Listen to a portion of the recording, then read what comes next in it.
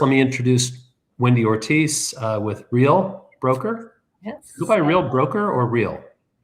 It can go both ways. Real Broker is probably the more formal. Okay, then you're with Real Broker, and you've been in business for a few years. 2 years, personally 17 years, but with Real Broker now too. All right, excellent. So here we go. I have a bunch of questions for you. First one is, I want to hear from you. How did you get into real estate 17 years ago? Yeah, great question. I was in marketing for promotional products and logoed items, which you probably can't see that very well, but anything in volume for companies such as yours, pens, mugs, shirts, hats, all those things. And I was in hospitality. I had my first child, and I was like, I can't do this. I need to find something more fluid. And they weren't really doing, back in the olden days, they weren't more hybrid or more aware or open to having job share or working remote. So I was in hotel sales. I asked the lady that I worked for if I could do job share. And she's like, no, I don't understand that. And I don't know if I can trust you, which was a weird thing to say because I was a very good hard worker. I don't know if she meant me, but trust it to work. So we each worked 20 hours a week or 25 hours a week, and I could have my children. And so I was like, all right. And I just knew that I had to find a position, which you'll appreciate, in sales that would give me childcare at a gym. So I worked at La Camarilla. I got a job selling memberships, fitness memberships, and I had free childcare, get to work out. My husband got to work out, and I got paid, and it was really awesome. I was kind of an innovator. We used to call, La Camarilla, La Yamaria, but that's a different story. Yeah. Yeah. Wow. It was a good job. So that led to real estate. Sort of. So then a gentleman approached me at the time, and I had no idea people bought logoed stuff. I wasn't of the, he goes, you want to sell stuff that's logoed? And I go, all right. You can work from home and you can, and I was like, okay. So I didn't know what I was doing. And I just made a goal to drag my baby in the carrier. And I made 150 sales calls a week asking people if they wanted to buy. Let me see if I can give you a good example. Wow. Please. Yep. If they wanted to buy logoed stuff, That's hardcore sales. Yeah. Well, I didn't know what I was doing. And people were like, yeah. And I go, okay, like you want to buy shirts, 1,000 shirts? Okay. So I was making commission, and then I did that for, I got to think for just 2 seconds. My first daughter was born, and that was in 93. And I did that business until one day. I had 3 children in the course of that period. I was just always a grinder, you know that. And I remember the phone stopped ringing, and it was usually around, it was a period of time when the school started calling, and I said, something's wrong. Something's really wrong. And this was in 2008. And I was not in real estate. I was not paying attention to the news. I was just la, la, la, la. Like, something's wrong. The phone's not ringing. And my accounts receivables were going up. My accounts payables were going up. Everything was just, it was a very, very stressful time. And then all of a sudden I had a foreclosure notice on my front door. And I was like, what's this? What is this? Now I know what it is. And this is what all you had back then basically was Google. I tried to modify a few times on my own. This will speak to what we do for a living now. And tried to modify. I was declined because, the packages were 1,000 sheets thick of what they wanted. I was in a panic mode, and very, very difficult time in our lives. And so in our home, I make the income. My husband has the benefit. So his stayed steady, but we still were running really behind, especially with my business expenses and our home expenses.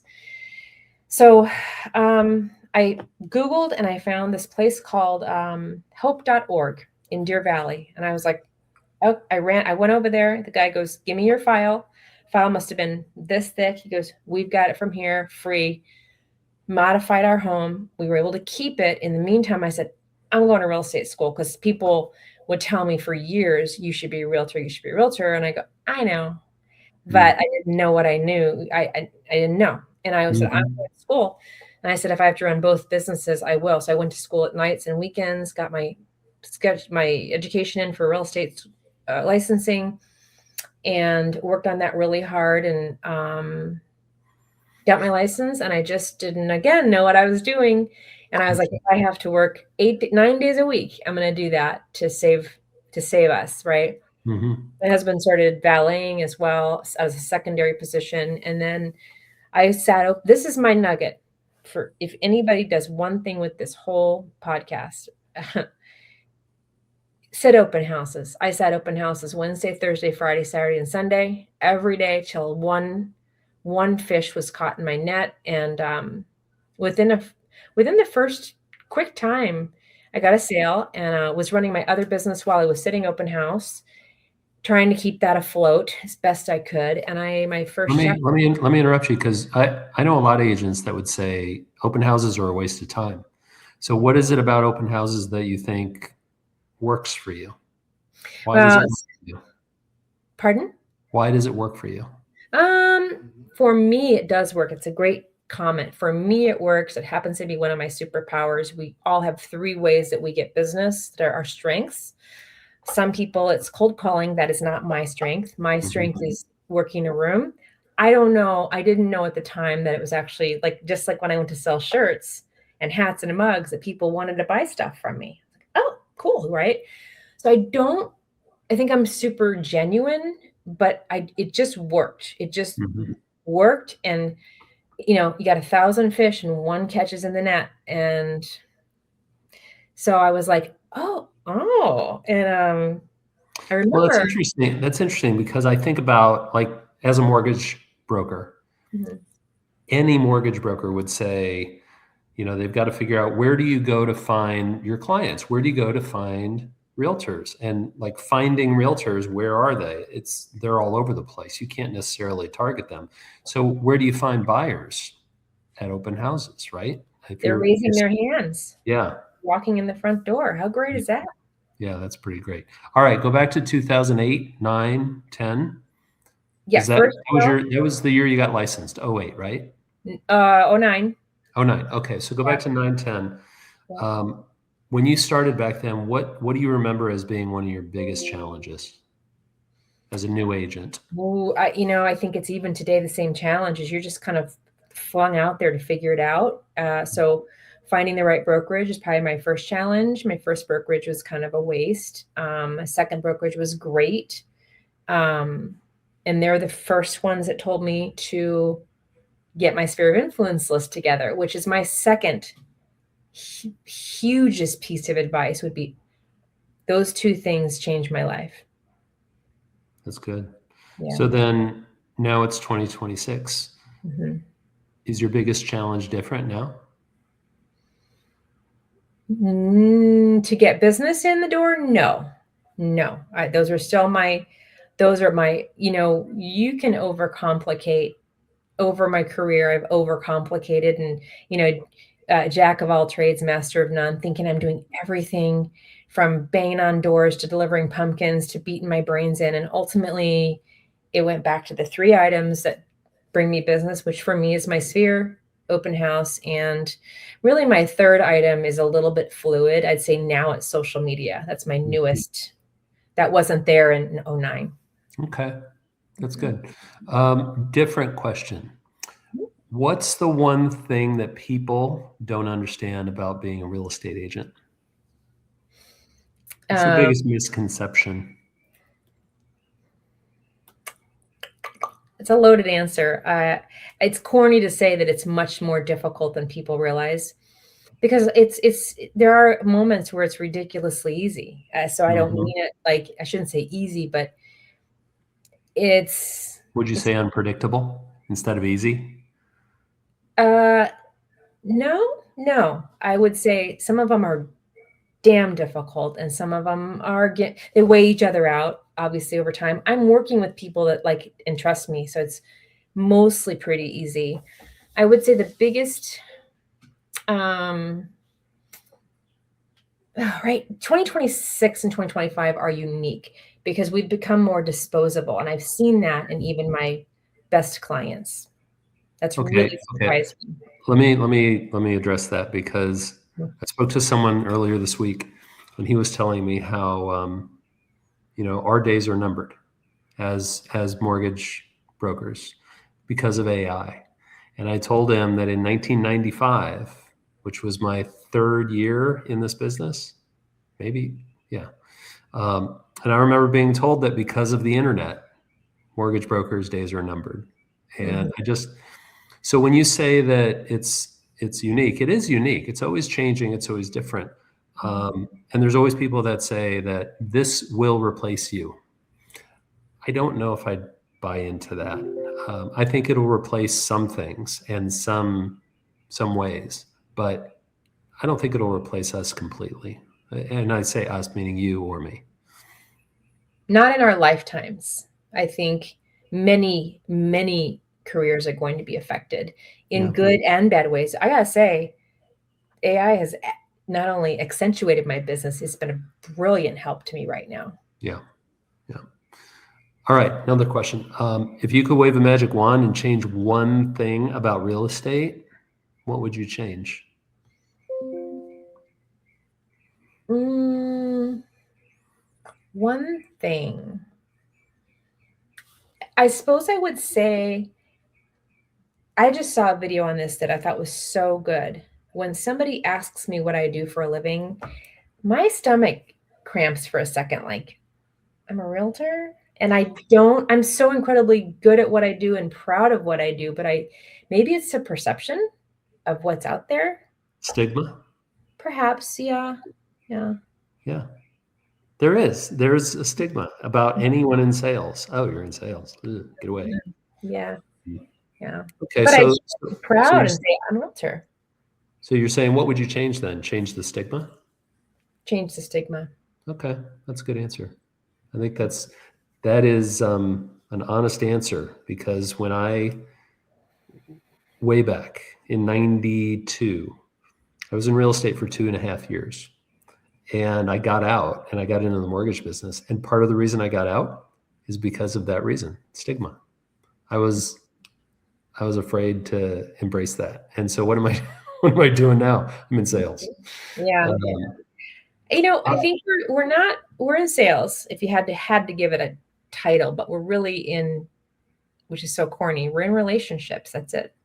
Yeah, and it's not, you're right. That's a very good point. It's not so much that sales doesn't make it hard.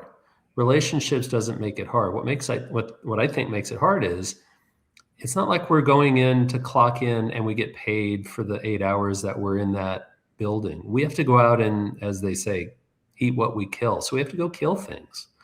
And that's hard. That takes a certain. You said you're good at making people feel valued. How do you do that? Can you give me like an example of how you do that? I think I'm just truly present and care about them first. Listen, if you, as my friend, decide to use a different agent, it does not bother me. I want you to be happy, ultimately up front. The end is where the paycheck hopefully comes. Listen, we're all into this, to make a living and be able to pay our bills, for sure. So it's relational 1,000% before it's a paycheck. Good answer. Thank you. What's your, on the opposite side of success? What would you say is one of your biggest failures, and how did you recover from it? I don't know that I would ever call them failures. I'd call them learning opportunities. So fluid in what we do. Everything I did in 2025 that I had always done didn't work last year. And I felt like it was the Dr. Seuss of year of real estate. Nothing that data doesn't speak properly anymore. My marketing is great. It's not resulting in the same. So no mistakes. Perhaps paying for leads would be the only thing I'd have to, if I had to give you something, paying for leads. No. Would you say that didn't work because it doesn't work, or it just wasn't a good fit for your style? Probably both. And I'm sure I had I actually, I carefully curated with realtor.com for 6 months. And a lot of the leads were duplicates and fake, and I didn't like that. Well, didn't you say something to the effect of you're not good at cold calling? Correct. Yeah. So I like if I do get leads, I am a culprit in that, but I have to realize that it's really that's like eating, frozen peas for me. Ugh. Or olives. Blah. Well, okay. So on one hand, you're saying that you're not good at cold calls, you're not good at cold leads, and on the other hand, you're saying it's 1,000% relationship, and those are like the two opposite ends of the spectrum, in my opinion. So for you to try both and only succeed or see the success with the relation side of it makes complete sense to me. I think it would be really, really hard for someone to do really well at relationship building and really good at cold calling and buying leads. It's like trying to run and walk at the same time. I don't know how you do that. Yeah. Yeah. You trip. I don't know where that came from. Okay, let's see. Let me get a good one for you. Oh, good one. What's the most important lesson that you've learned in real estate? Well, I would say that this is going to come out a little clumsily. Mm-hmm. The people that you think are your advocates can quickly change their opinion about you from an outside source or another agent. It surprises me the people that in our business we have advocates that they call that people that whatever you say they'll do, and I can tell you those are the ones I have. Recently, I lost some clients due to my agent does this, but Mm-hmm. how come you're not? Or even unsavory agents talking to my clients privately, pointing out maybe perhaps spelling errors or errors on things. I'm a human. Yeah. So I hope I answered that question properly. Yeah. Yeah. Losing a client is kind of like, well, it is a humbling experience because if you're good at what you do, you don't lose a lot of clients, but occasionally you do meet the person that's not meant to be your client. And I don't know how to sugarcoat it. It hurts when it happens, and it doesn't happen often, but when it does, it's like, oof, yeah. It is truly this last year was truly I was broken up with without any explanation and I have no cause probably 3 times, and it really really messed with my head because I was like I have no clue what happened. I have no clue what we would go to lunch every quarter. I mean, they would come to all my parties, and out of the something changed, and it really really messed with me because I'm relational. So So here's an analogy mhm, that comes to my mind. When you watch, do you watch basketball, football, no, anything? no, Okay. There are no. these things called basketball games and football games. And yeah, um, there'll be a team that does really well, really well. They had a goal, they reached it, they may not have won the Super Bowl or whatever, but they're successful. And then you hear that they fired the coach. And it's really, really hard for me to understand if they hired that coach 3 years ago for all these reasons, and then they fired them, even though they were successful. Like, I question that. Like, why? Why does that make sense? And I think the only way I can explain it, and this is kind of how it relates to our jobs, um, sometimes the owners just need to make a change for the sake of making a change. And in real estate, maybe the owner of the property, they don't really know what to do, so they're just going to make a change for the sake of making a change. And it's not fair to everybody, and sometimes it's not fair to us. I wish, I have a fairly thick skin when it comes to my social media with my client base. My skin is very thin. It smarts. It Yeah. hurts me for weeks. When I know though, like if I screwed up though, I'm willing to take it in the chin. And it doesn't happen very often, but I'm willing to talk through it and make it right. Um, I put a lot of passion into my clients, and so it's a deep wound when it Yeah. happens, but Yeah. it's gonna happen, like you said. All right. So I know you're really focused on your clients, really focused on their experience. What do you do specifically to create a really good experience for your client? Earlier, you said you're really present with them and you really listen. But is there anything that you do, whether it's a system or a tactic or something that you say, okay, I want to do this for all my clients, and it really solidifies that relationship and that experience? No, I would say I meet each client where they're at, depending on what they Mhm. need at the time. Could be from a short sale to a death to a marriage. I mean, it just depends.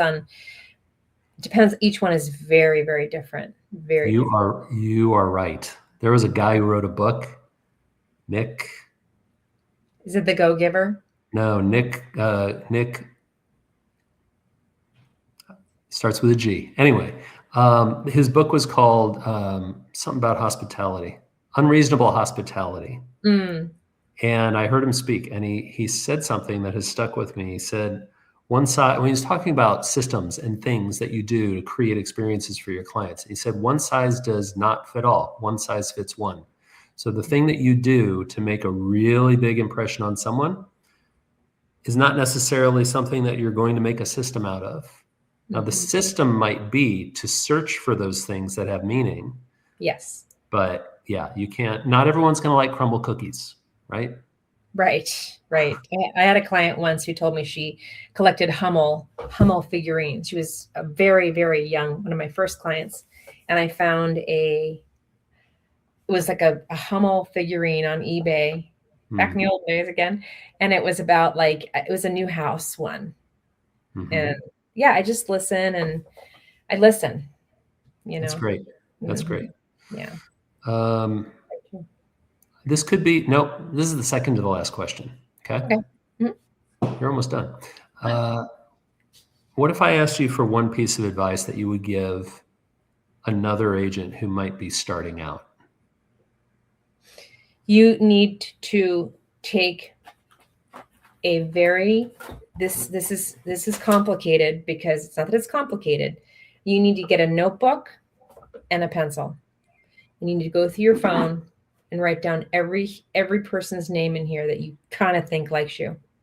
You need to build a database. That mine took me the second time my business dropped and I was really close to leaving real estate. I see now what I did wrong, but at the time I thought I was doing everything right.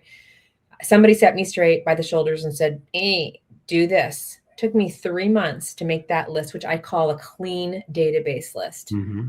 And this is from your gynecologist to your neighbor to your dad, everybody that you touch that you have a nice relationship with. Mm.